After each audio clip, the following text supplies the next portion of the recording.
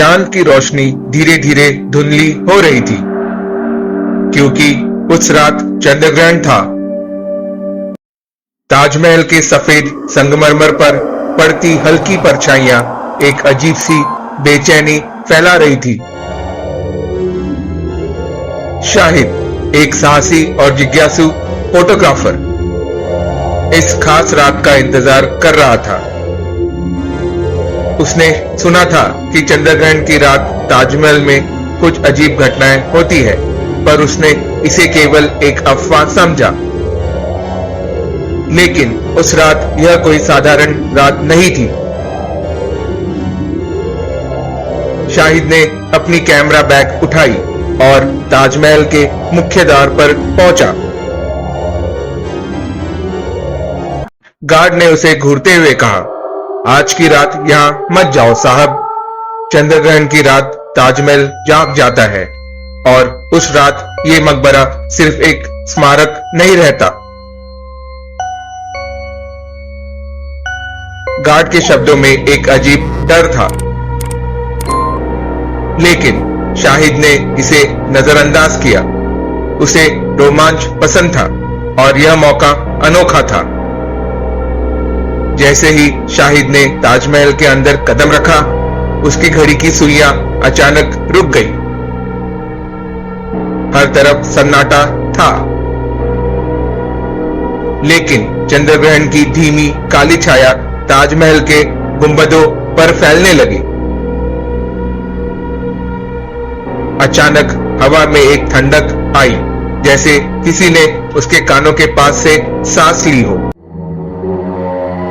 शाहिद ने कैमरा निकाला और तस्वीरें खींचने लगा, पर जब उसने पहली तस्वीर ली तो उसे कैमरे में एक अजीब सी छवि दिखी, एक धुंधला सफेद साया। उसने फिर से कैमरा चेक किया, लेकिन कैमरे की स्क्रीन अचानक ब्लैंक हो गई। क्या हो रहा है? उसने खुद से कहा। जैसे ही वह आगे बढ़ा, उसे ताजमहल के अंदर से किसी के पैरों की आवाज सुनाई दी, धीमे धीमे,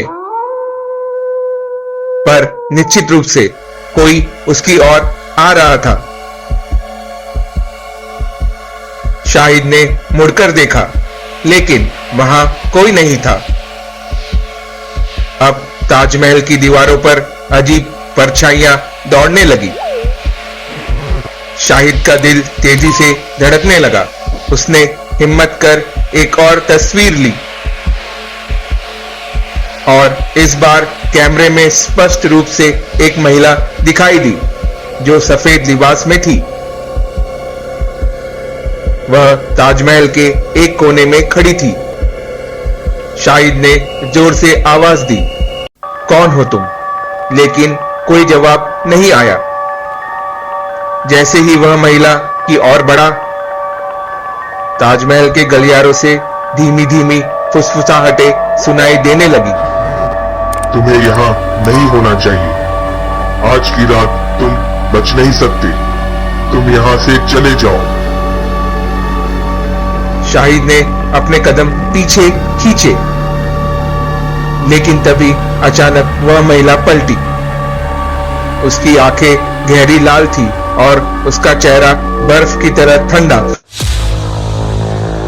शाहिद की सांसें तेज हो गई। उसने वहां से भागने की कोशिश की,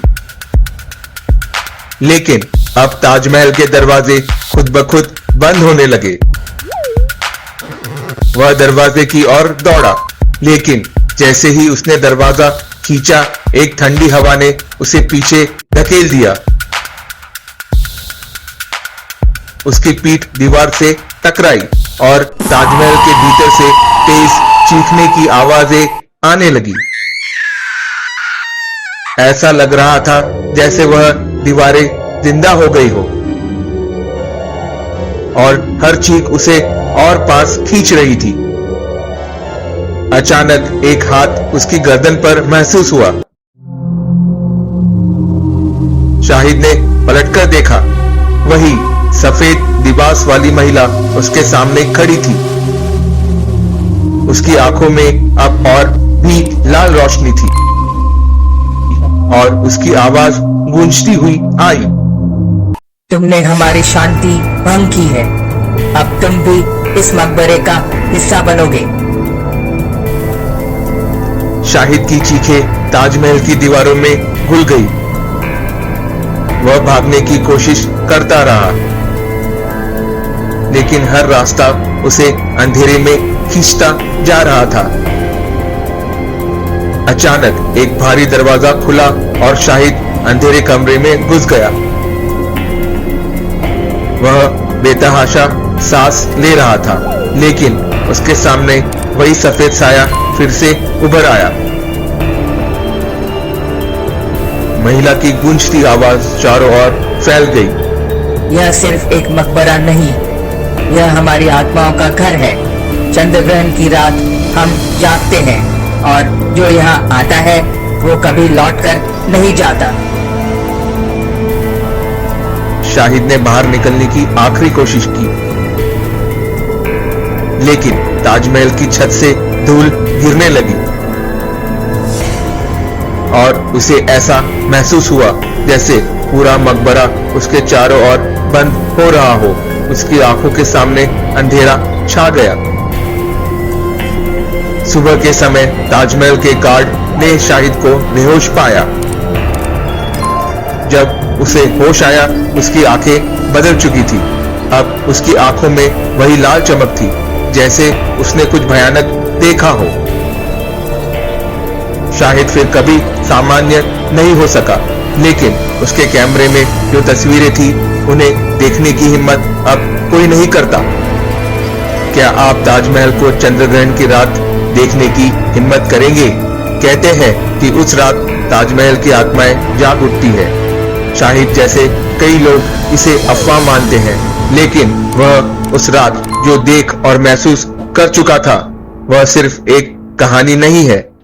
क्या आप उस रात ताजमहल का रहस्य जानने की कोशिश करेंगे या फिर इसे दूर से ही देखना पसंद करेंगे? धन्यवाद दोस्तों, हमारी कहानी के साथ जुड़ने के लिए। अगर आपको हमारे एनिमेटेड सस्पेंस थ्रिलर, क्राइम और हॉरर सीरीज पसंद आ रही है तो हमारे चैनल हिंदी टून्स को सब्सक्राइब करें और बेल आइकन दबाना ना भूलें, ताकि आप कोई भी नई कहानी मिस ना करें। आपके सपोर्ट से हमें और भी बेहतरीन और डरावनी कहानियां लाने का हौसला मिलता है। अगली बार फिर मिलेंगे एक और रोमांचक और डरावनी कहानी के साथ। तब तक के लिए सुरक्षित रहे। अलविदा।